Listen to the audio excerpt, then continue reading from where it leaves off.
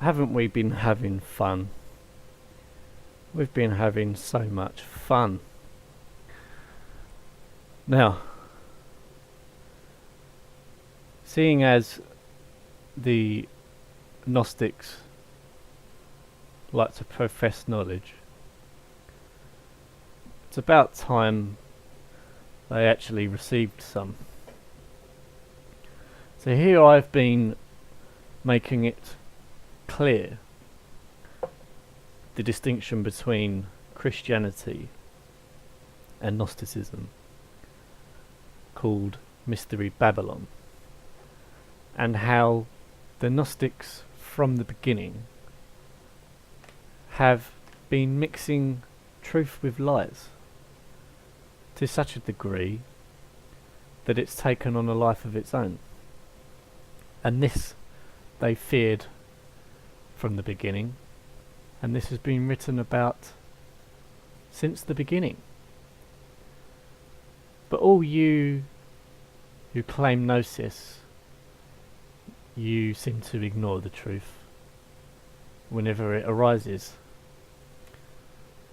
And I know that you're watching these videos, which is why I'm making this video, but this will be the last one since I've tried to reveal the truth to you, but in like fashion with Mac, you refuse it, which is why you are stuck in the position that you're in. So I'm going to read some of this, and if you choose to deny it, so be it. You're in the correct place that you were supposed to be.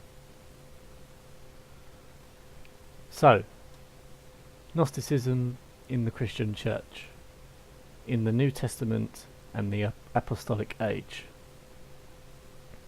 The germ of Gnosticism in the Christian Church made its appearance in the Apostolic Age and is referred to by Paul in several of his epistles, notably in that to the Colossians and in the pastoral epistles. It is also referred to by the apostles Peter and Jude. References to it are found, besides, in the Apocalypse, first epistle of John and the Gospel of John. A great deal is said regarding a false teaching, an insidious theosophist doctrine, the teachers of which were alienating the Christians in Colossus from the Gospel, and were disseminating their speculations, which led to the worship of angels in contrast to the worship of Christ. To esoteric exclusiveness wholly opposed to the universality of the Gospel, and to an asceticism injurious to Christian freedom, and derogatory to the human body as indwelt by the Holy Ghost. These tenets are identical with the more fully developed Gnosticism of the generations succeeding that of the Apostles, and at the root of the Colossian false teaching there lay the same error which the Gnostic mind had no way of meeting, namely, that there could be no connection between the highest spiritual agency, that is God, and gross corporeal matter. Now you have to wait a second while I have a mouthful of my dinner.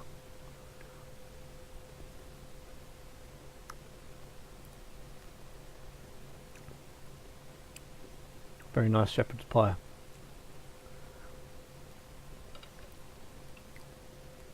From this theoretical basis arose another error, that is, that a sin is inherent in the material substance of the body.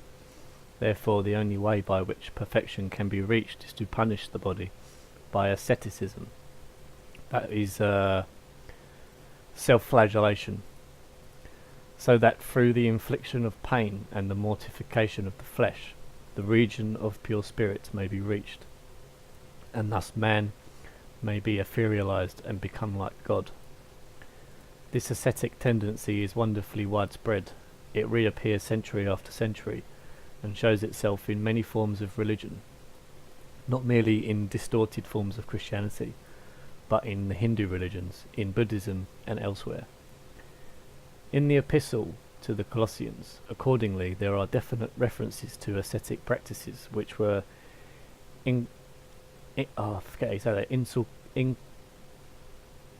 inculcated by the false teachers at Colossus. The very terms which they employed have been preserved: touch not, taste not, handle not. It was in this way that these teachers had, at their own hand, invented a worship different from that of the Christian faith, which endeavoured to attain the deliverance of the soul by the neglecting of the body. These Gnostic teachers showed these tendencies still more boldly when Paul wrote his first epistle to Timothy, for he describes them as forbidding to marry and commanding to abstain from meats.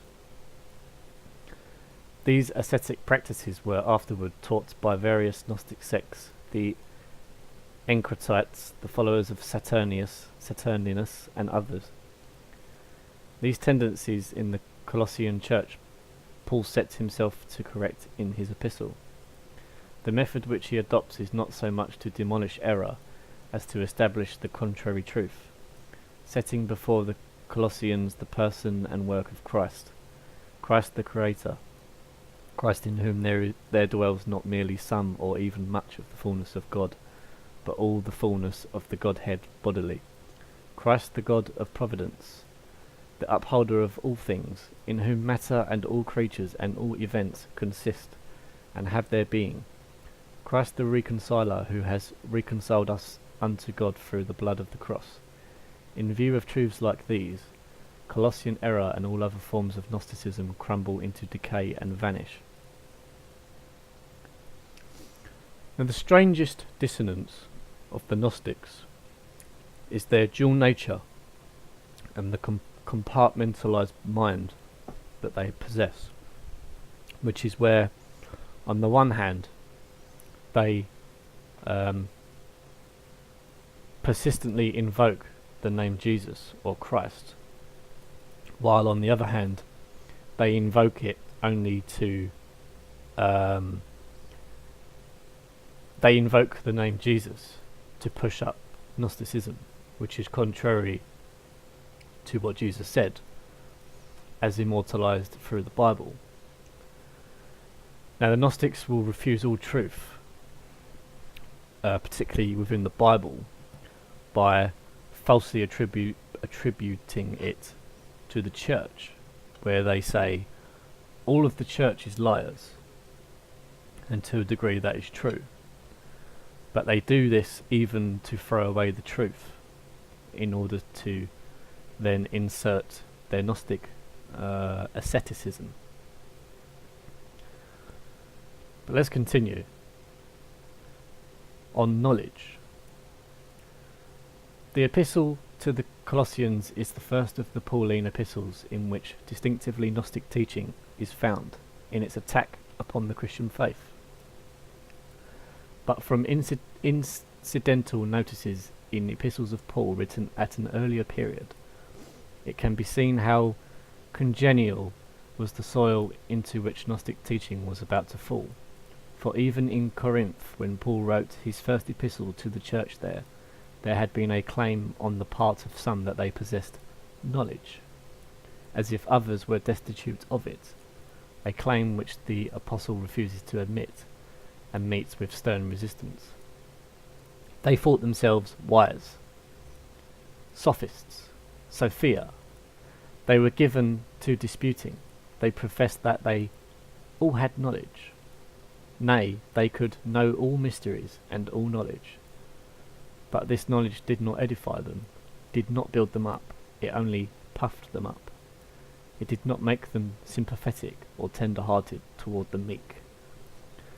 And so, in the fashion they created, they have derogatory feelings, and derogatory mind towards what they call Goyim, who are the Christians. Why do you continue to mix truth with lies? The question I have for you Gnostics is, for what purpose? For what purpose are there any apostles? Seeing as your insistence in a gnosis, which would come from something you call Akashic records. For what purpose are the apostles when you claim to circumvent them? What need is there for a church or a community when you claim that none are needed? Why do you avoid these questions? Do you not say that it is better to suffer in the ego than to live a lie? Why then do you refuse this, which could not be more clear on the matter of Gnosticism and asceticism, and yet you falsely believe through your puffed up ways that you know all mysteries and all knowledge, and yet it does not edify you?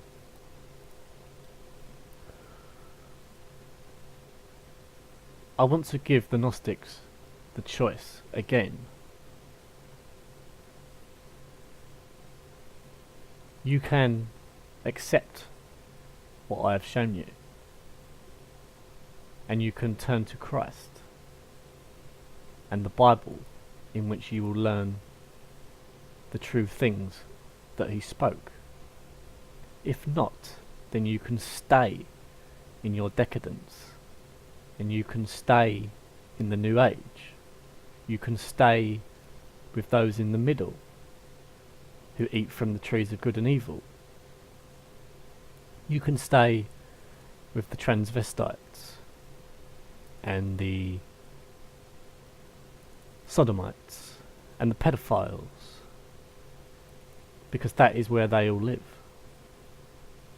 You can abide with Lucifer or Satan or the whore of Babylon, as that is where they reside.